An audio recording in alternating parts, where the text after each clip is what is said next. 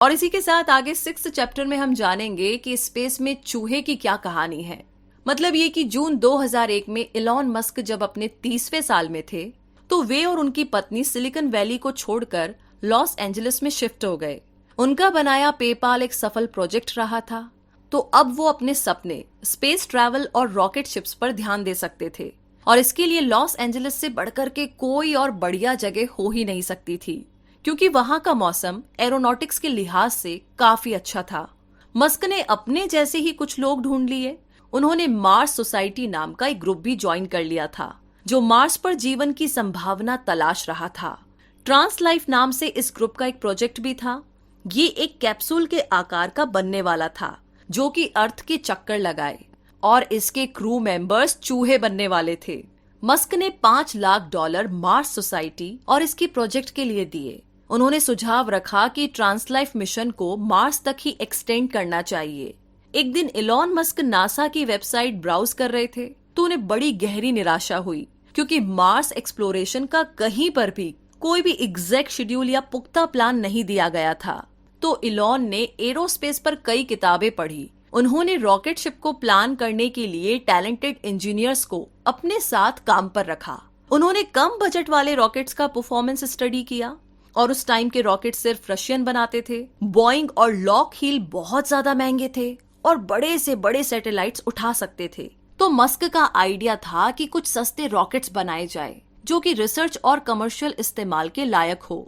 तो जब ईबे ने पेपाल खरीदा था तो मस्क ने इस डील से $100 मिलियन की कमाई की थी। उन्होंने ये सारा पैसा मार्स के लिए रॉकेट शिप बनाने में लगा दिया। आगे जून 2002 में स्पेस एक्सप्लोरेशन टेक्नोलॉजी बनाई गई।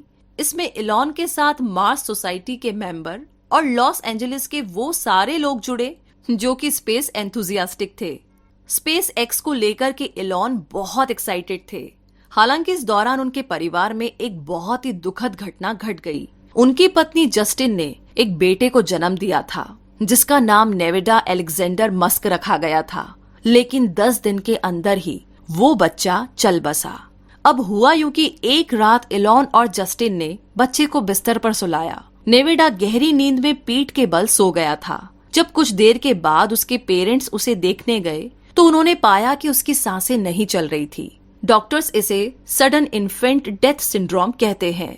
तो जब तक पैरामेडिक्स बुलाए गए तब तक दिमागी रूप से बच्चे की मौत हो चुकी थी। उसके दिमाग में ऑक्सीजन की सप्लाई नहीं पहुंच पाई थी। उसे 3 दिन तक लाइफ सपोर्ट पर रखा गया। बच्चा जब मरा तो जस्टिन ने उसे अपनी बाहों में पकड़ रखा था। वो बुरी तरह से रो रही थी, मगर इलॉन मस्क ने कहा कि वो इस बारे में कुछ नहीं कहना चाहते हैं। जस्टिन को लगता था कि ये इलॉन मस्क का डिफेंस मैकेनिज्म का तरीका है जिसे उन्होंने बचपन से ही सीख लिया था। जस्टिन ने कहा कि इलॉन सदमे में नहीं रह सकते, उनकी फितरत ही हमेशा आगे बढ़ने की है और मुझे लगता है कि यही उनके सरवाइव करने का तरीका है। मस्क ने अपना सारा ध्यान स्पेस एक्स के रॉकेट लॉन्च में लगा दिया। तो अगले 5 सालों में जस्टिन ने जुड़वा बच्चों को जन्म दिया और उसके बाद ट्रिपलेट्स को भी।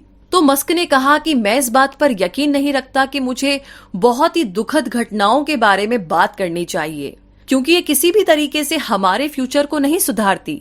तो अगर आपके पास बाकी के बच्चों की जिम्मेदारियां हैं तो बीती बातों पर दुखी होने से आपका और आपके अपनों का कोई भला नहीं होने वाला है। इसी के साथ आगे 7th चैप्टर में आप जानेंगे कि सब कुछ इलेक्ट्रिक कैसे। जी हाँ, साल 2002 की बात थी। एक टैलेंटेड इंजीनियर जेबी स्ट्राबेल ने पोर्श गाड़ी खरीदी।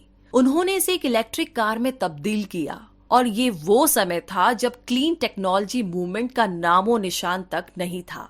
उन्होंने अपने इस प्रोडक्ट के लिए इन्वेस्टर ढूंढने शुरू किए। महीने पर महीने बीत गए, मगर हर बार स्ट्राबेल रिजेक्ट होते रहे। आखिर में वे इलॉन मस्क से मिले। तो इलॉन को इलेक्ट्रिक कार का आइडिया काफी बढ़िया लगा।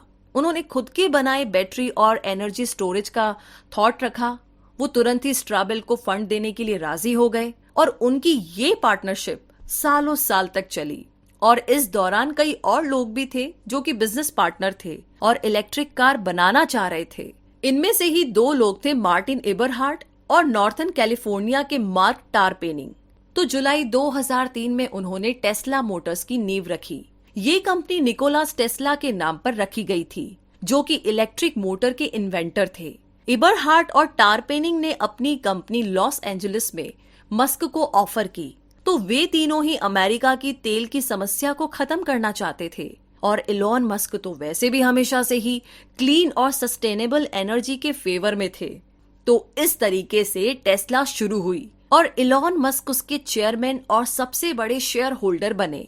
जल्द ही जेबी स्ट्राबेल भी उनकी कंपनी में शामिल हो गए और इस तरीके से स्टीम को पता चला कि बड़ी बड़ी कंपनीज वाकई में अब कारें नहीं बनाती। BMW अपनी कारों के पार्ट्स बाहर बनवाते हैं, कंपनी केवल लोकल मार्केटिंग, सेल्स और फाइनल असेंबली संभालती है। तो वो दिन अब लद चुके थे जब फोर्ड मोटर्स रॉ मटेरियल से कारें बनाया करती थी।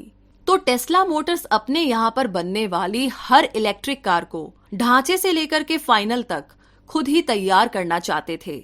तो इलॉन मस्क और उनके इंजीनियर्स की टीम ने प्रोटोटाइप के तौर पर रॉडस्टर बनाई।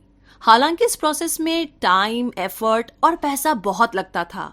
तो जब टेस्ला ने अपना अगला प्रोडक्ट तैयार किया तो ठीक उसी टाइम इलॉन मस्क दिवालिया होने की कगार पर पहुंच चुके थे।